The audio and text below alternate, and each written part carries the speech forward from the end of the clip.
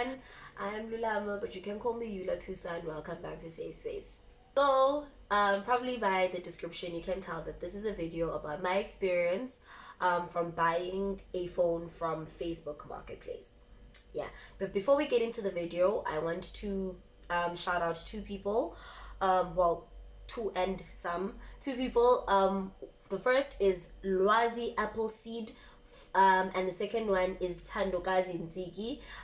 Thank you guys for sharing my link on your page. Thank you very much appreciated. Okay, now on to the video. Cool. Now, I needed a phone, right? Because the phone that I had, as you can see, was old, and the camera quality wasn't so great. I needed a phone with good like camera quality, because in essence that's what I'm using right now to make this vlog. And well, I don't have money. I mean, the more you guys watch my videos, maybe YouTube will pay me, but now they don't. So I need to find a way to make this content on my own, and a phone with a good camera was the best next option. Plus I needed an upgrade. Why I went to Facebook Marketplace to get the phone is because, well, Facebook Marketplace it's I don't know who uses Facebook and doesn't find themselves there. Like, it's addictive. First of all, like, I'm always there, even if I'm not gonna buy anything, even if I'm broke, I'm just there, literally window shopping. Two, like, there's so many options and so many people selling the same thing that you can like choose who you're gonna buy from. I thought that was a good idea, and I felt like I could get like a quality secondhand phone from there, because I mean, why not? Anyway, so I decided to go to Facebook Marketplace to get my phone. So the phone that I initially wanted was an iPhone 6, but that dream obviously died because that wasn't a practical option, for many reasons. This is not a video about why I couldn't get an iPhone 6.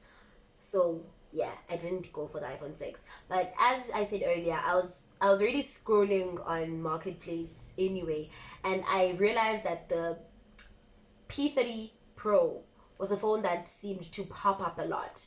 Like, there were many people that were selling the P30 Pro, and when I went to go check like the specs on it, like the camera quality seemed good, like the board storage seemed good, like a lot of things about it just caught my eye, and I was like, this is a nice phone.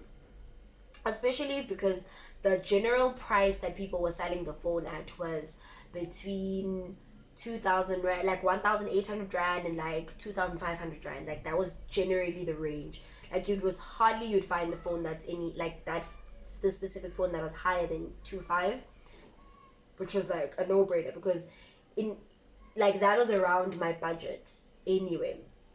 So so the first person that I spoke to was a guy that we agreed we were gonna meet at Canal Walk. That's how it's spelled. Whatever, that place, that big one mall. We're gonna meet there. It's a lady, actually, yes. And we had agreed that we were gonna meet. So this was the previous week, and then we had agreed we were gonna meet the following week on a Thursday. Cool. We set our date. I asked her to send me pictures. Everything was fine. Around the same time, I started talking to another guy who basically was gonna sell it for me for cheaper. He was gonna sell it for like 1.8, and I was like, well, I mean, it's the same phone, why the hell not? And it seems like it's fine. I asked him to send me pictures. The pictures looked okay-ish, and we had agreed that we were gonna meet at Tiger Valley. But I didn't cancel the first lady, because I was like, I don't know these people. What if this other person sells it before the other person? I don't know. Like, let's see. Let's just have them both. Options are good, people. Options are good.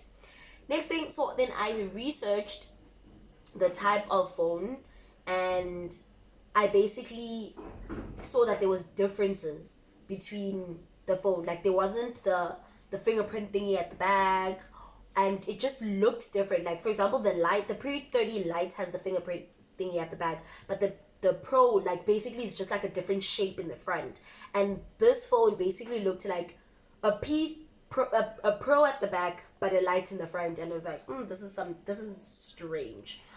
And then I started asking both of them for like the IMEI number. So I found out that every phone that is made has like an IMEI number, which is kind of like an ID number for a phone, and each phone has like a specific one, and then you can like check it like online, or you can check it on your phone to see like if the phone that the person is showing you and the IMEI number match. And for both of them it didn't match. And when I asked them to take pictures of like the settings page, because usually like that's when you see like the type of phone, like it was just like red flags just lining up one after the other, to the point where we were supposed to meet on Thursday. Now you would think that someone you're gonna meet that is gonna sell you something is just gonna confirm, are we still on? They didn't confirm nothing because they knew that they were caught out. Then I stumbled on the third guy who was selling the P30 Lite. Now on his profile he said that he's from the Western Cape, so obviously I texted him. Next thing, the guy says he's in Johannesburg. I'm like, oh, and he's like, no, I can courier the phone to you. And I'm like, okay, send me pictures of the phone and stuff. So he also sends me pictures of the phone and whatnot. But then he's like, okay, so I'm gonna need you to send a deposit because for the phone, and then I'm gonna courier it to you. But don't worry, I'm gonna pay the courier fee. And I'm like, no. Like, why am I gonna pay someone in a whole entire another province money for something I don't even have yet? And I was like, no sir, it's fine. So in my opinion, all of these people that I'm talking about right now were absolute scams. Like, hopefully I'm gonna find their names and then I'm gonna put them over here. I'm gonna go check on my comments and like, but scammers, period. But those are the people that I did not buy from, and you should be on the lookout for these things. So after those people, and I was like, I'm done with these people, then I saw someone who was selling a Samsung S9, and I was like, definitely yes, this phone, yes. Now this phone was not necessarily the original phone that I wanted, but it is a phone that I like because one, my mother has this phone. Yes, my mother has a better phone than me. Anyway, well, I wanted the phone because like her camera quality is amazing. And not only that, like, it's got a lot of space. I like the UI of the phone. It's just like a cool phone all around. So I was like, yeah, if I'm gonna get a phone, that one. And then the guy just seemed legit all around. His profile and like a lot of things that I'm gonna talk about later just made him seem so legit. Also, he sent me pictures when I asked for like the pictures of the IMEI number and all of that, and like the settings page. Like, he was cooperative and all of that.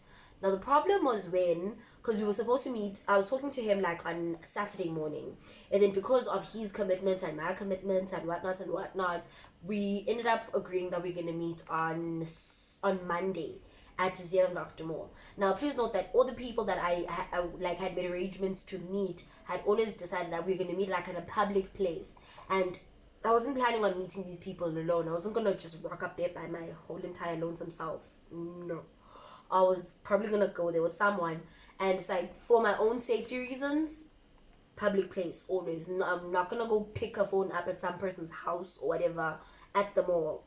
Always, guys, please. Anyway, coming back to the point. So he then on Sunday sent me a text saying that there are a lot of people that are interested in the phone, and then he wants me to send a deposit so that he can keep the phone and whatnot.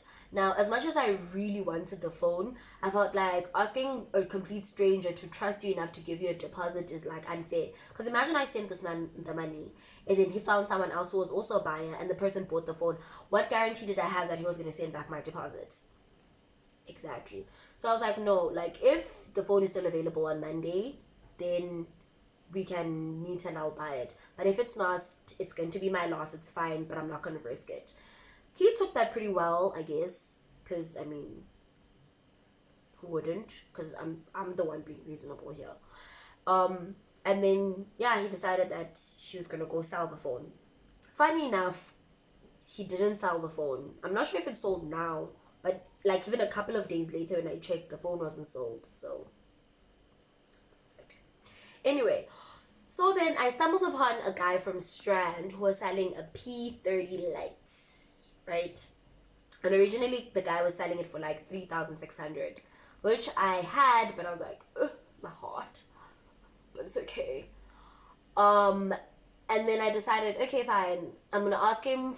His profile looked legit, first of all, and then I asked him for the IMEI number. He sent it, and then I checked it, and then so one thing you have to notice that when you get the IME number, right, you have to check it on like a website called IMEI24.com. I'm gonna correct myself later if I'm wrong. And over here you're gonna see a picture of what you're supposed to see. So you're supposed to, the IME number is supposed to give you the phone type, the model, the year, all of that stuff about the phone. So the IMEI number must match with the phone that you're getting. And if it says copy your phone, run. But it's probably not, because copy phones don't have valid IMEI numbers. And maybe they have progressed now and technology is making them have valid IMEI numbers, but still, like, if everything doesn't match exactly, then right. Anyway, so everything checked out to the guy. I even asked him to take a picture with like the peace sign in front of the phone. He did that. Like, everything checked out. Then I asked the guy, well, I wasn't the one who was doing this specific interaction, but then like who was gonna meet up with him. But then I asked the guy that if it was possible to meet at a police station, and the guy was like, oh, good, and he was willing to even bring the phone. Like, he was very forthcoming and everything. Like, I felt very at ease with the guy.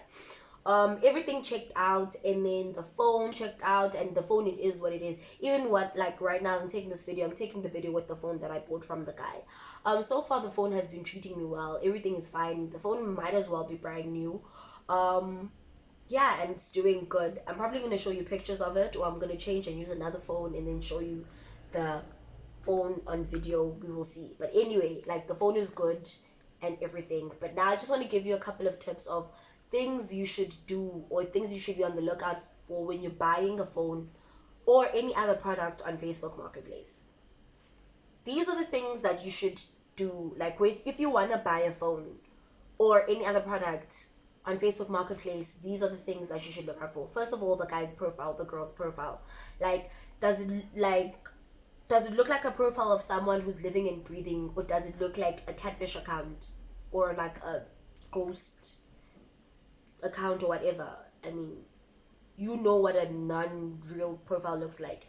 You must look for things like the friends that they have. Do have like friends, like more than 5 friends, or like normal amount of friends? Do they post on their wall, or do they just have a picture of themselves or a picture of Messi up on their profile picture? No. Another thing you must check is when they actually got on Facebook. So if the person started Facebook last year and now they're already selling stuff, child, no. It has to be someone who's like an actual person who's selling something that belongs to them. Because even if someone's selling something legit, but if they're using a fake account to sell it, then they probably stole it or something. And then what happens there when you buying stolen goods? No. So try and make sure that the profile of the person is legit as possible. Also check if the name is real, because I've come across some strange names. Like, I think one of the names of the people that was selling to me was Mr. P or something like that. Really, I know on Facebook you don't necessarily use your ID name or your birth given name, but I mean, like, your name looks like it's a reflection of the user using it. And if it's something that's just freaking anonymous or weird, I mean, just be on the lookout for those things. Also, I already did mention on Google, the website for the IME number is IMEI24.com. Yes. So once you've received the phone and you've checked the IMEI number on IMEI24.com and you've seen what the phone is supposed to look like, now the phone is here and you're vetting it with the person. Ask the person if you can dial. Well, if they say no, then they can go jump. But like, ask the person if you can dial *#06# and then it's the number is supposed to correspond with the one that you were previously given, and also the number on the box. Hopefully you're buying a phone that has a box. If it doesn't, then hopefully all of these checks have helped you so far for the phone to be legit. Also, now this is not only for if you're buying a phone on Marketplace. Whatever you're buying, if someone says they are selling a t-shirt and then the t-shirt looks like so cool or dope, whatever, or sure, tacky, whatever, ask the person to like take a picture of the product they're selling and like a fork or the peace sign or a spoon or a cup, like something completely random, not something you thought of yourself. Matter of fact, ask them to put it on top of a newspaper. I do not care. Like, ask them something random, and then they must take a picture so that you can see like the product that they're selling. Because I found that a lot of the times when people sell things on Marketplace, even if it's not a phone, and this is my sister's experience, where she saw a handbag, she wanted the handbag, and she asked the lady sent her pictures of a handbag that basically I think was from the website where it's originally sold or whatever. But then when she specifically asked the lady for a picture of the bag that she has and she's selling, it was basic. The bag was pretty orange and the bag on the website was a red, and this lady was saying it's a red, but it wasn't, and it basically didn't look the same. Like, the dimensions were off and it was all wrong. So like, just ask the person, and you can't always be sure that they're sending you a picture of, they actually sending you the picture of what they have. So ask them to do something random with the phone, and that way you'll be safe. Anyway, I hope you guys enjoyed this video. I even went and put on makeup, and when I say makeup, I mean just 2 strokes of eyeshadow for you guys, and I hope you are now entertained and you have gotten some information from this. Also, feel free to follow me on Instagram. It'll be over here again, Eula_Tuswa. Feel free to also subscribe, like, comment, do all or one. It's really okay with me. But anyway, thank you for watching, sparing a couple of minutes of your life that you'll never get back to watch me. Bye.